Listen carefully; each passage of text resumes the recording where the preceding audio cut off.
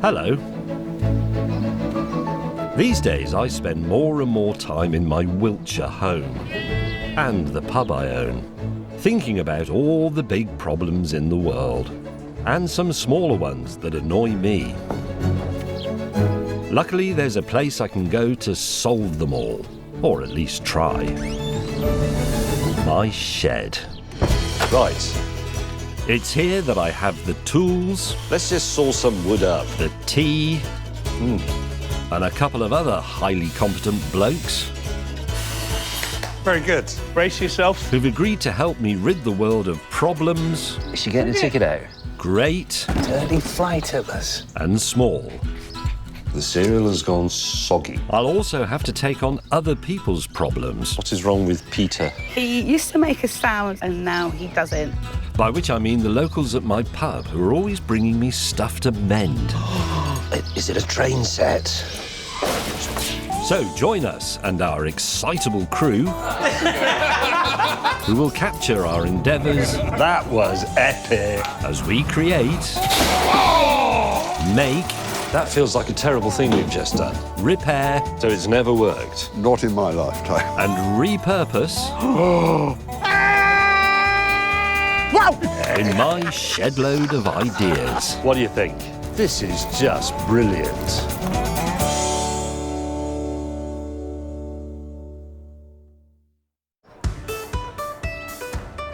Ah, a typical British countryside pub. My pub, in fact. American visitors love the sleeping dog, the 18th century charm, and the partly thatched roof. But don't be fooled. This is not a historical institution, it is a hotbed of ideas and innovation.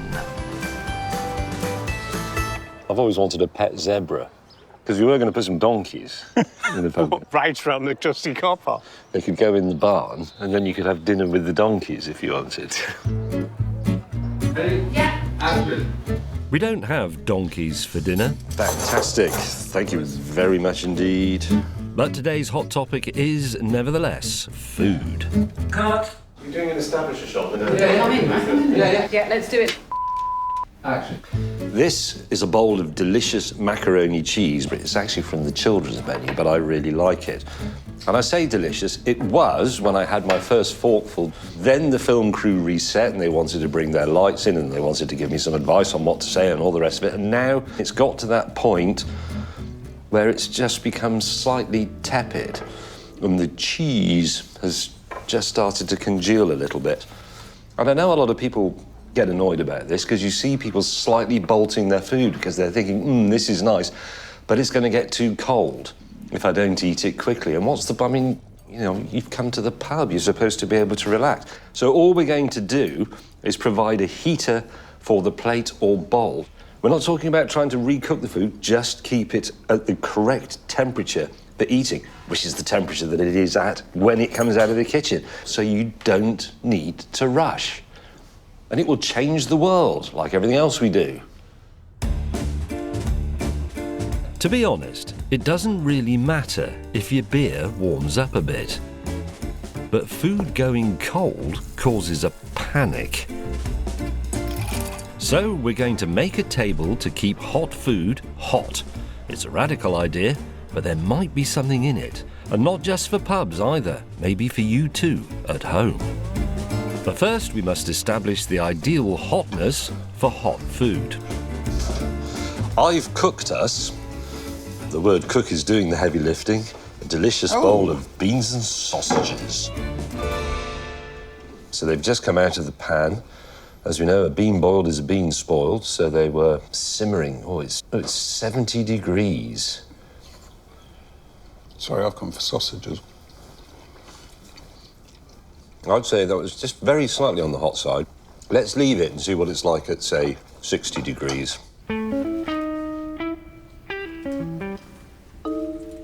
68 degrees. We might have to cut away to something else.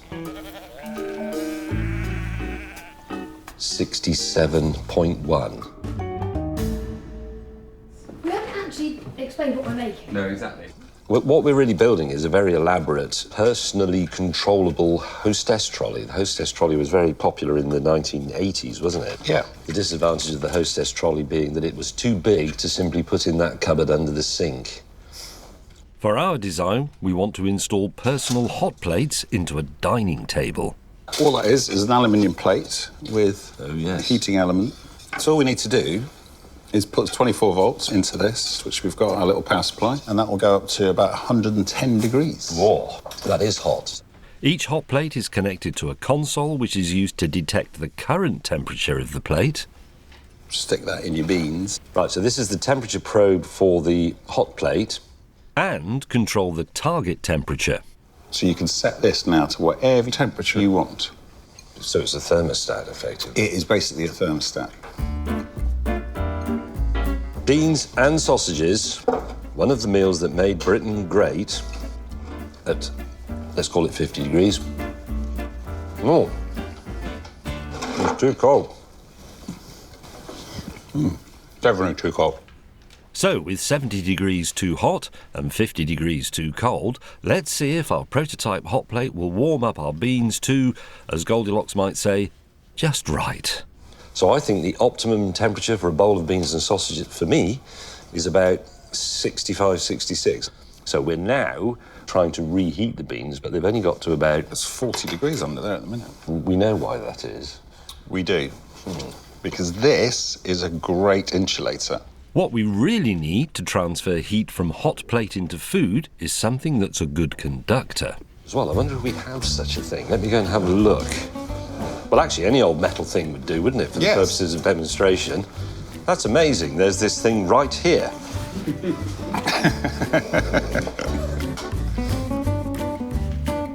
Wowzers. Wow, it's going up already. There you go.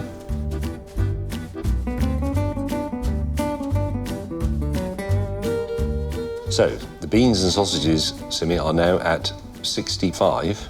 Yeah. We can now eat them again.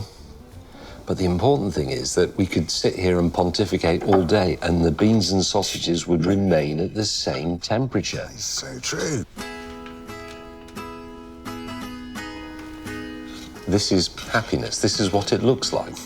Some people think that they want a luxury yacht or the unqualified love of all women, but you don't. You want beans and sausages out of a cake tin on a ceramic hot plate.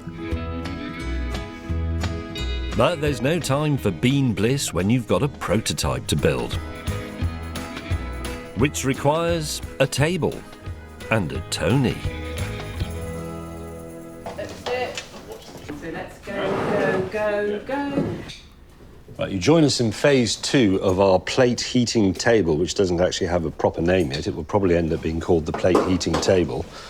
I've been working on this idea in my head for well over a year, and I've been trying to promote it and say, wouldn't it be great if you had a table that heated, and everybody goes, yeah, whatever. I'm thinking, no, it makes sense. You do want it. It's something that's been bothering people ever since food was invented, which was probably the Egyptians or someone.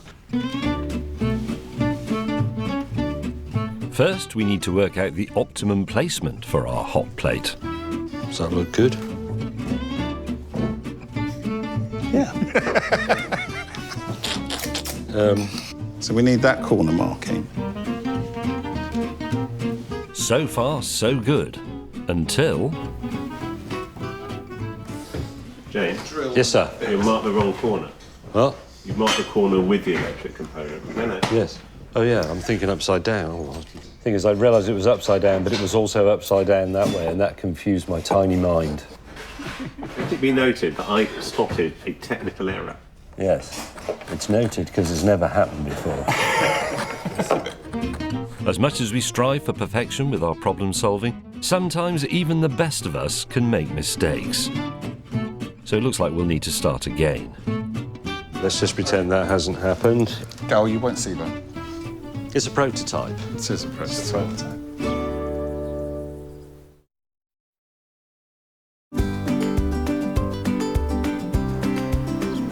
Welcome back, viewers, to the latest instalment of how to keep your pub lunch at the right temperature for eating so that you can relax with A table that keeps your food warm. We're going to drill a hole, and then James is going to chisel a square that will receive this and let us place our mine. That's gone through. That's definitely gone through. Where's the wooden mallet? This recess I'm chiselling is where the connection port under the hot plate will sit, so the whole thing can lie flat. This, by the way, viewers, if you're not a regular in my pub, is not one of the regular pub tables. This is a piece of tat that we got from a junk shop. That is the most awful thing I've ever worked in my life. It's like chiselling Weetabix. Other breakfast cereals are available. Look at that. Neat. So where would you like your control? My instinct is to do them left. Yeah. Next, we need to install our temperature control panel. We do have to do this bit quite carefully. I've marked it out very accurately, but we've got to stick to the line because you've only got a lip of about 1.5 mil. Yeah. That's a job for you, Tony. Where's your multi-tool? Here he is. Come on. What multi-tool is this? Quite a noisy one, actually. You've been warned.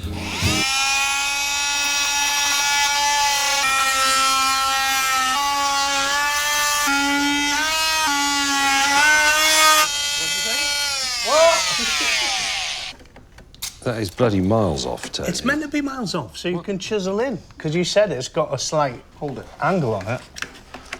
But hang on, that's not even a right angle. There you go. That's like 95 degrees. Time to use a precision tool. He's called Sim. Now you've got in there, what's the table made of? It's chipboard. In case we've not said how horrible this table is. It is horrible stuff, isn't it? It is horrible. Well, gentlemen, that's been horrible to watch. Right, try that. That There you go. is quality. I wouldn't say quality.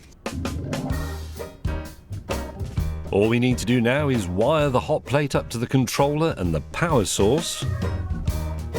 And Robert's your mother's brother. We need to do exactly the same on the other side. A mirror image of this, i.e. a slightly cockeyed heating plate and a totally wonky digital control, but on that side. Genius. This is something I've actually wanted all my life. Subconsciously, I've always thought, what? Hot food goes on hot plates. I always heat the plates at home, but it doesn't stay hot. But now it does. That's all it is. It's one of those simple and very elegant solutions to a problem that's been going on for a very long time. And then the food stays hot, and then you can relax. It's brilliant. It is. It is good. It also looks terrible. But the big question is, will it work?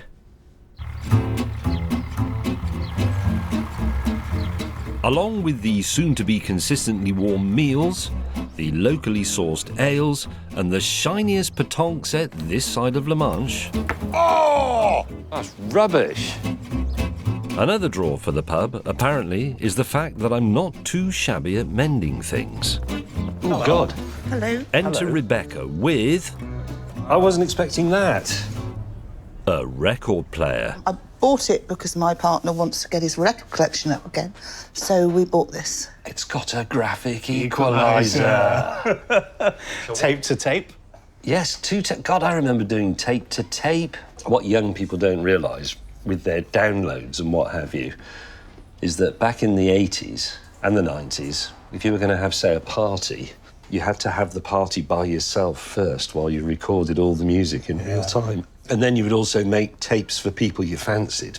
Did you ever do that? Of course. Do you remember trying to blank out the bit off the radio when the commentator, Yes. the DJ would speak, and you'd have to try and mute play it? Yep. So anyway, what doesn't work about it? The turntable, because I've taken it apart 2 or 3 times to try and fix it. So is it not spinning or? When this goes down, this little thing here is supposed to attach here, Right. and It tells you whether it's got a 7-inch or a 12-inch record. But I don't know what position it's supposed to be in, and it stops the arm moving. Should the arm come out automatically? Yes, from the buttons here it does, but it sort of gets stuck. So it depends what size record you put on. Nothing snaps off. So that and this, that one, the springs go. Yeah, so when you've got a 7-inch, that one's down, and when you have the 12-inch, that one's down. And has it ever worked? It did work once, and then it stopped.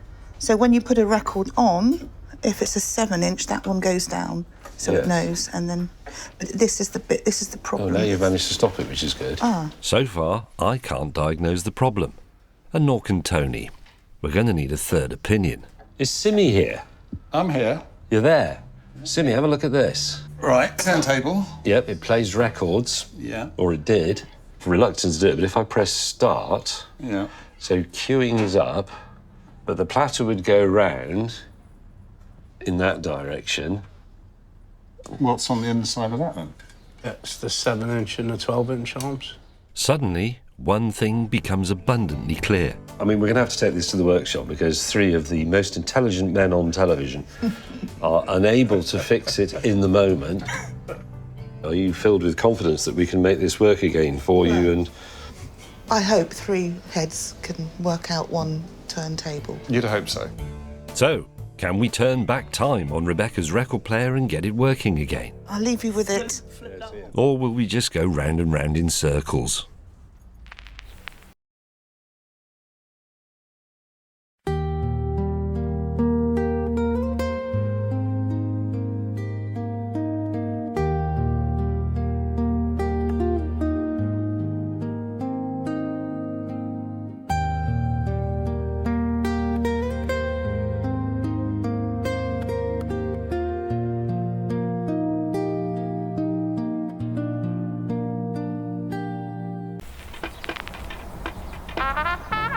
Well, after some more fiddling in the pub, Simi hasn't managed to crack it either. So it's off to the workshop for Tony and me to give it a whirl. The thing is, record players are not in our wheelhouse. Luckily, though... as it turns out, my friend Colin has exactly the same unit. And I said, do you mind if I borrow that? I want to play a record. So he's lent it to me, so we could take Colin's apart and compare. Could we take Colin's and just stick it on there?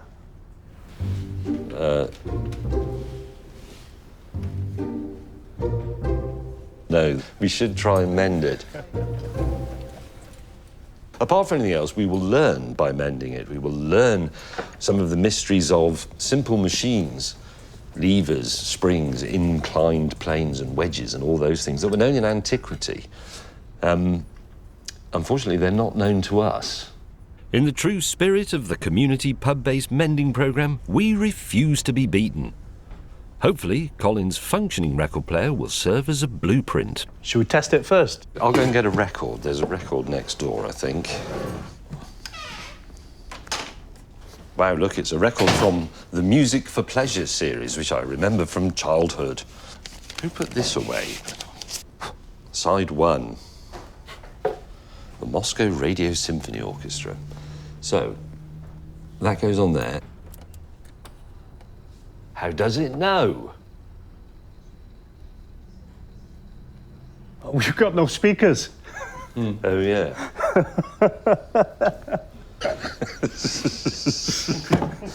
See, you forget, don't you? Because everything's just one unit now.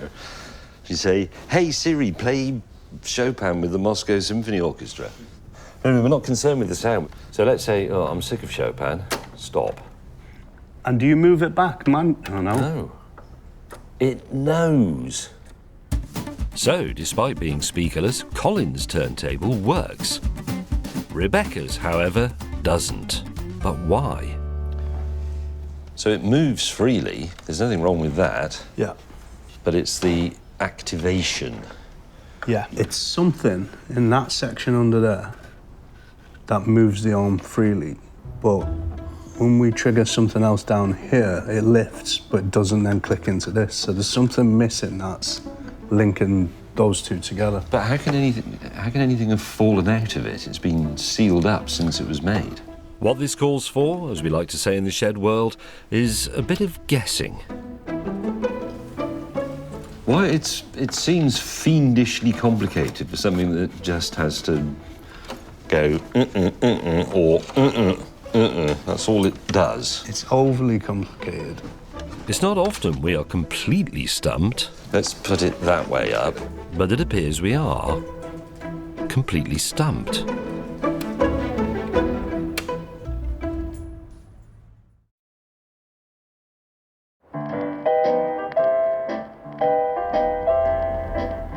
Here in the shed, Tony and I are attempting to mend Rebecca's broken record player. So that presses on that lever, which pushes that wire, and then the next thing it does happens underneath that plate. But look, that little... remove that. Yeah, the damped thing. But for some reason, that's not lifting the arm. So that lever's connected to that arm mechanism in there. Yep. You can just see through that slot. Yeah. And then that bit, which is the damped bit, which must relate to the raising of the arm because it goes up and down very nicely. At any point, have you turned any of these adjusting screws? No. That you can see. See it? So it's possible. As usual, when all hope seems lost, I reach for my little screwdriver with the swivelly end. There. Oh. If it's as simple as that, I'm going to be really annoyed. That bit works. There is, in essence, a height adjusting screw in there. And there is a little cam that lifts the tone arm, and you can adjust the position of it with a tiny little screw that you access through that hole. And I turned the screw and it worked. We can lift and lower the tone arm. Should we put some power to it? Because maybe in the act of lifting it, that triggers the bit that moves the arm, the tone arm onto the record. So you're saying we took all this apart and all we needed to do was put a screwdriver down there and turn I'm it? afraid so. Time to see if the tone arm will now cue automatically. Now I'm gonna... Yes! So let's see if it will stop, and then wherever that switch goes does that. Excellent. We've accidentally mended it. The thing we didn't think about, because we were being a bit thick, is because it has a mechanical brain, it knew in the pub that there was no record on there. It's very clever because it knows not to put the stylus onto the rubber mat and ruin it. Yeah. There is a lesson for us all here, Tony, and those watching, which is not to panic about these repairs. People do this with their cars and their bicycles and their motorcycles as well. You sort of think, I better take it all to bits and see what's wrong with it. In actual fact, the obvious solution is often the right one. And it was, in fact, putting a screwdriver in there and turning it about 2 times. It's almost as if there's a little army standing there with flags saying, it's here, you half-wit.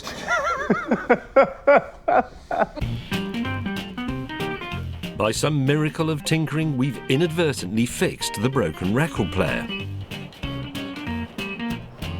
We should probably return to the pub and give it back to Rebecca before we inadvertently break it again.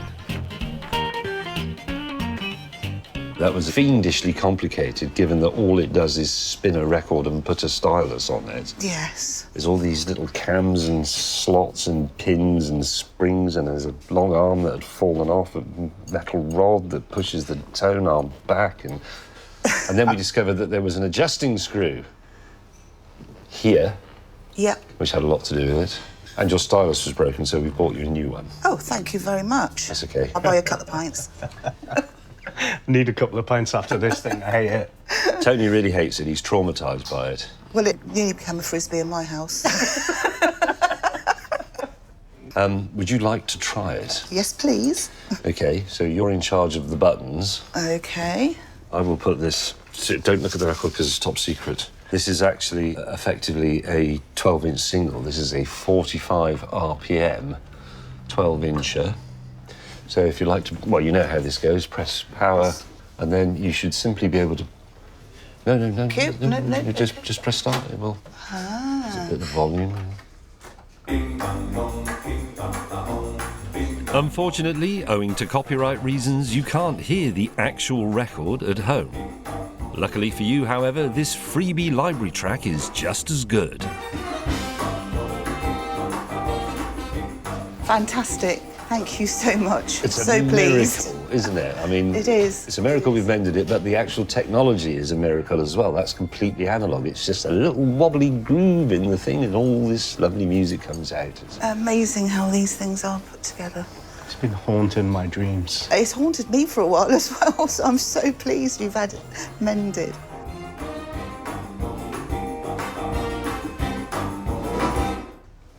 Brilliant. This wasn't actually for you, was it? It No, was for it's your- actually my partner's. Is he going to be pleased with that, or is he going to go, oh, right? No, it'll be fantastic. Our neighbours might not be very happy this evening, though. Not if you play that, it won't. It's awful. Excellent. Well, if you wouldn't mind taking it away, we Yes. never want to see it again. Thank you so much. No, it's been a pleasure. Sort of. Over in my shed, we're not all about solving physical problems.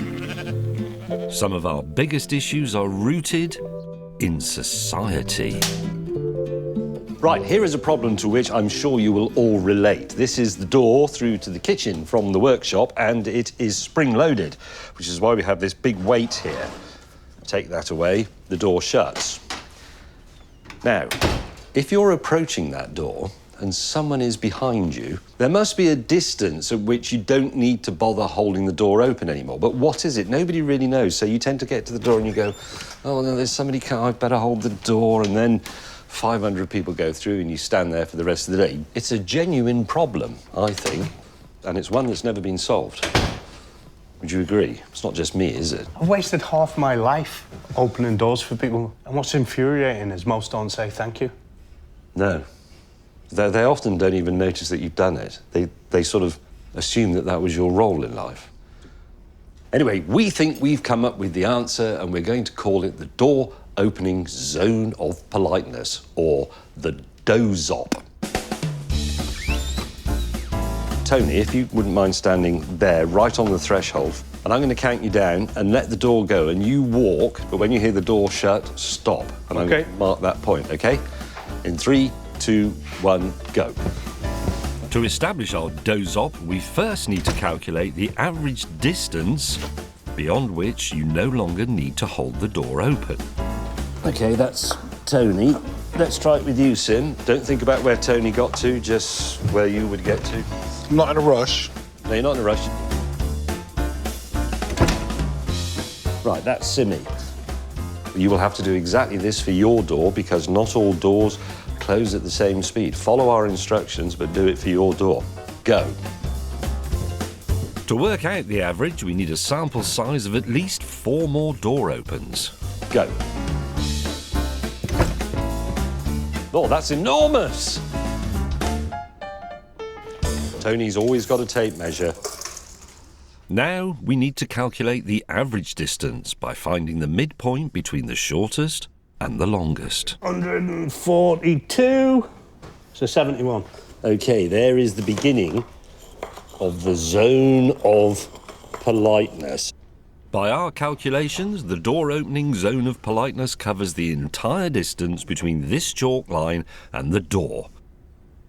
This satisfies everybody. The door opener, the approaching person, etiquette, the future of the British as a people. Time to put the DOZOP to the test. Tony, you start somewhere. Don't tell me where you are. Yeah. Ready? I am. 3, 2, 1.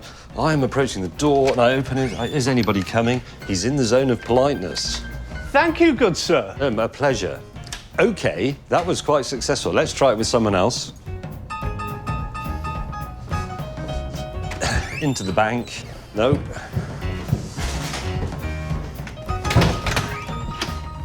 You were right at the door when it shut. Yeah. Did it feel rude? No. But you knew you weren't in the zone of politeness. Yeah. So you can't be offended. No. Excellent. So far, the DOZOP is working well. Go on, Will. I really want Yes, to Will. be able to see. You can have a go. Time to go to the bank. But after the helpful intervention of our executive producer, What was that meant to be? Was that a bit annoying for you? Potentially, because my inner thought is, well, I've bothered to hold the door open for this bloke, and now he's dawdling and looking at his feet. The Dozop descends into debates about morality. We haven't got anywhere near people in wheelchairs or, walking with sticks or in mobility scooters or with heavy shopping or a baby. Civility. I would let go of the door before you get there, because if I'm holding the door, you, being impolite, might just carry on. Then I've still got the door. And chivalry. Allow me. That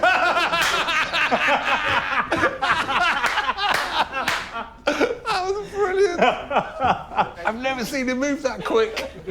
And the possible inadvertent meltdown of the very society it was designed to improve. I'm just being honest. I admit I cannot help it. Instinctively, I feel different about holding the door open for a woman than the way I feel about holding it open for a man. I do hold them open for men, of course, but it's just different. It's more complicated than we thought. Nevertheless, we push on with one final test to see if the Dozop will enable the courteous transference of door holding among the whole team. If you'd all like to follow me now, everybody who's not holding a camera, off we all go.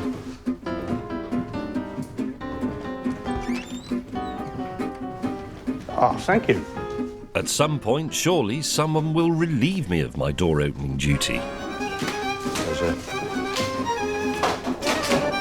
Thanks. Which they do not. Some of us are just doomed to failure, I'm afraid.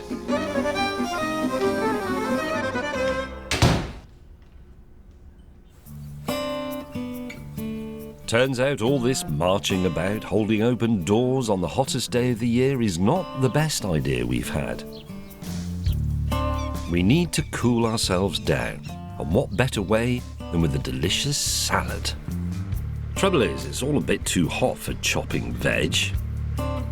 If only someone on the production team could solve keeping cool with cutting cucumber. Are you ready to try this? Are you ready, Sim? I've been ready. We've been ready all our lives. Born ready. Action. It is a very hot day here in the workshop, but it's okay because we have a fan. A fan, of course, does only one thing. It blows air around along with disease and flatulence. And then somebody on the crew, we won't say who it was, but his name begins with E and ends in Thundors, said, could you use a fan to chop a salad? Well, it's an interesting idea because it makes this a dual-purpose machine. It can keep you cool whilst preparing your lunch. Now, we shouldn't have to tell you don't try this at home, but please, don't try this at home. Let's begin with, is this a lettuce? That is a Yeah. Would you mind, since you're on the right side, Tony, feeding that in?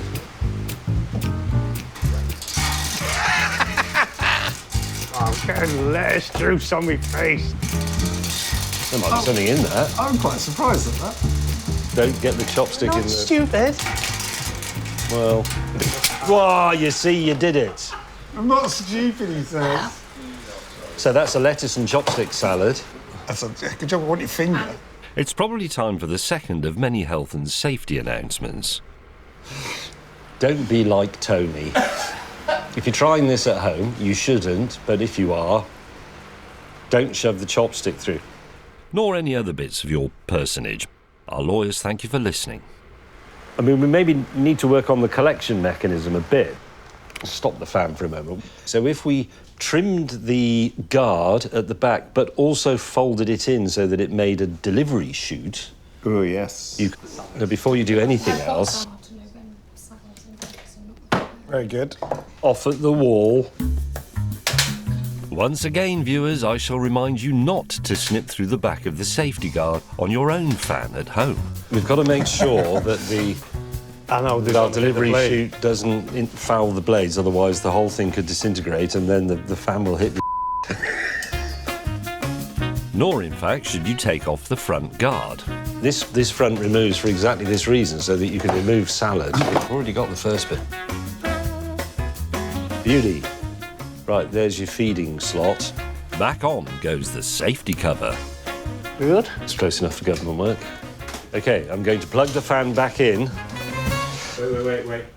Apparently, we haven't mentioned health and safety quite enough. Not having him leaning round the back to put a carrot in with his hands over the blades. He can go here like this. Yeah, that's fine. And feed it through, okay? Great. So just like that on the side. Right, I'm going to plug the fan back in. Tony, you are icy vegetable feed. Should we start with a spring onion? Yeah. Nice, healthy spring onion. There you go. Yep. If you're worried about witnessing cruelty to vegetables, you might want to look away now.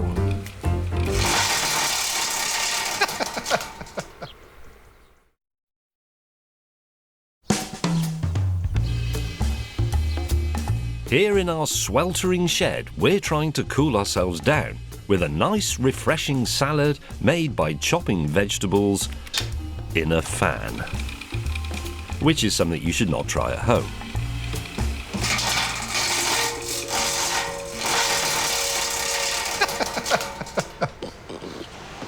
Smells nice. If we follow the 3-second rule, we can eat the spring onion off the floor. OK, let's try the cucumber next. And I hold the bowl in roughly the right position. Slowly. Oh, look at that! That is...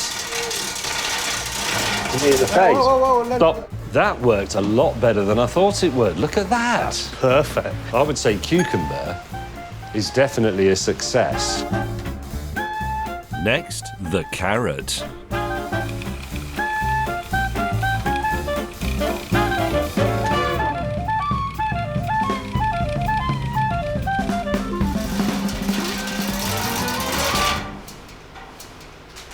That's great. So, results so far. There is quite a bit of salad on the floor, but it's actually working better than I thought it would. And now, this is going to get messy. How to tell the difference between knowledge and wisdom. I'm going full speed, plus bowl. Knowledge is knowing a tomato is a fruit. Action. No! Wisdom is knowing not to put it in a fruit salad or a fan.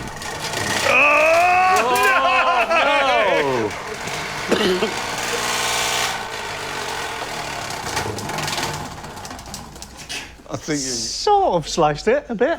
Things that are said on this show that are not said in any other walk of life. Right, let's just pause whilst we get the tomato out of the fan. Well, the thing is, whilst this is going on, we are becoming very hot. So at the moment, the single-purpose fan has no purpose. I've got sweat running into my eyeballs now. You hurry up so we can turn the fan. Tomato is free. It's an almost sliced tomato. Time for a few final veg if we want to feed the entire crew. Have we achieved salad success? There you are. What we are calling the work chop salad. Would you mind anointing that with a bit of balsamic, Simi, and then we can tuck in? I mean, if you went round to someone's house, you know, for supper, and they brought that out, you'd just think that was some salad. Cucumber. I don't know why I'm expecting it to taste any different. It tastes exactly the same. It tastes like salad. It's very hot in here. I've also got bits of tomato juice in my eye. Moving seamlessly on from food that keeps us cool to keeping piping hot food hot, time to see if my clever plan that solves the age-old problem of lukewarm lunches has worked. Introducing an ingenious table designed to keep your plate at the perfect temperature, which we've inventively called The Royal Oak Table of Plate Temperature Maintenance, which is a shabby-looking thing, but it's only a prototype. Here are the controls. That is the current temperature of the plate. Here it's at 35 degrees. You can set the target temperature. That's the one in blue. The great thing about this is when the food comes out and is placed on here, we will see what temperature the plate is at because it will register on the red actual temperature, and then we can set the target temperature, presumably we are happy with the temperature of the plate, to the same value, and it will maintain it. And we can spend all afternoon eating our lunch, and to be honest, probably will. Hey up, Chris. Chris. Oh, look at that! That's what the doctor ordered. It's ham, egg and chips on a tin plate from 1940. Thank you, Chris. That is brilliant. So I'm going to set my plate to 55. And that means we can Talk of absurdities, relax, eat slowly, which I like doing. Ow, I put my finger on the hot plate thinking it was the plate. That is a potential issue, but you only do it once, then you know not to be such a half-wit. I think we need some red sauce. I think so too. Chris? It's taking a while for the red sauce and the salt pot to arrive. And normally I'd panic a bit, but it doesn't matter. My plate is at 57 degrees. What's your plate at, Sim? Mine's at 55.1. It's absolutely brilliant. This is not a discussion we normally have. No. At lunch, is it? Oh, Chris. God, Red sauce. Yes, please. About time. The food could have gone cold. Quite a lot of things have happened. We've had to wait for the tomato ketchup and the salt. Now Simmy can't get the top off a simple pepper grinder. We've already been here for over 12 minutes. I've eaten one chip, a little bit of egg. I'm about to have my first slice of the ham. Just imagine those interruptions you get, like someone goes to the bog, and imagine if there's a group of 6 of you, there's always going to be somebody who's delaying everything. I've put too much on my fork and it's not going to fit in my face, I can just tell. As well as that being a slow eater, I've got a very small gob.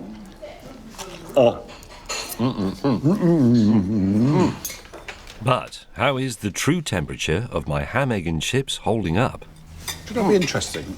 I've got a heat thermometer in the van, and I'd quite like to get it so I can just have a picture of what we're looking at. Yeah, go on. So I'll go and get it.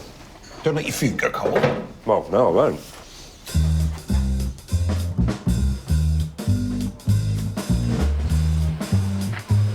Now, I've seen the back of Simmy's van. It's not going to be a 30-second job to find that, what he calls a heat thermometer. That could be up to 10 minutes before he's back. And normally I'd hate him because I'd feel I couldn't eat my egg and chips, but I'd also know that they were going cold.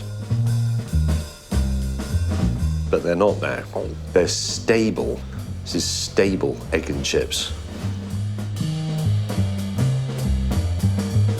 Thanks to the combination of a temperature-adjustable hot plate and a conductive tin dinner plate, the rush to wolf down rapidly cooling grub is a thing of the past.